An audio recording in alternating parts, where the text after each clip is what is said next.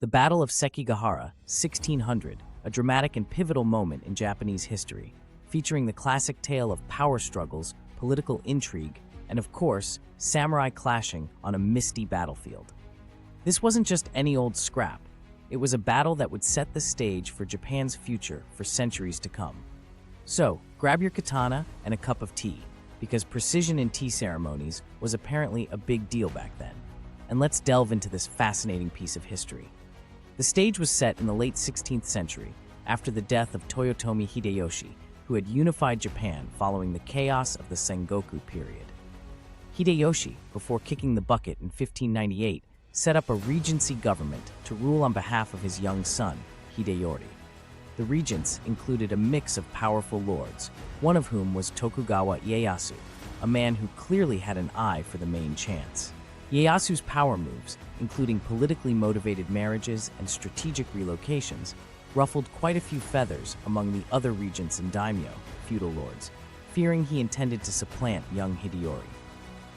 Fast forward to 1600, and Japan was essentially split into two, the east, led by Tokugawa Ieyasu, and the west, under the banner of Ishida Mitsunari, a man more famous for his tea ceremony skills than his military prowess.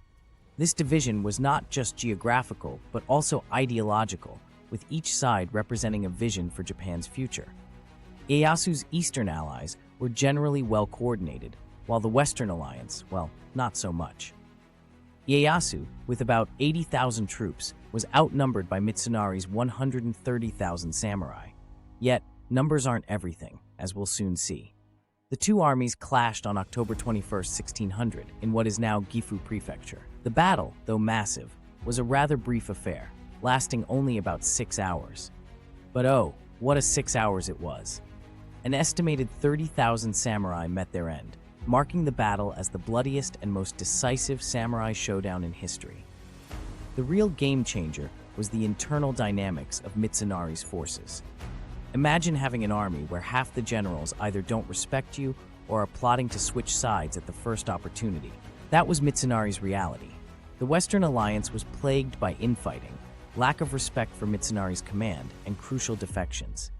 Notably, the defection of Kobayakawa Hideaki, who was originally on Mitsunari's side, proved pivotal. When Kobayakawa switched sides mid-battle, talk about being fickle, it severely tipped the scales in favor of Ieyasu. In contrast, Ieyasu's troops were a model of discipline and loyalty. While Mitsunari struggled to get his generals to agree on anything, Ieyasu's commands were carried out without hesitation. This disparity in leadership and unity was, in many ways, the deciding factor of the battle. In the end, Ieyasu emerged victorious, leading to the establishment of the Tokugawa shogunate, a regime that would rule Japan for the next 260 years, ushering in an era of relative peace after centuries of conflict. The Battle of Sekigahara, thus, wasn't just a battle.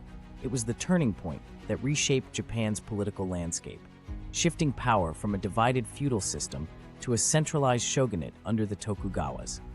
It's a classic example of how leadership, loyalty, and the occasional well-timed betrayal can turn the tide of history. So there you have it, a tale of samurai, strategy, and the occasional tea ceremony aficionado turned general. The Battle of Sekigahara, with all its drama and historical significance, is a stark reminder that in the chess game of power, it's not just the pieces you have, but how you move them that counts. And sometimes, it also helps if your opponents are too busy arguing about who's more honorable to actually fight effectively.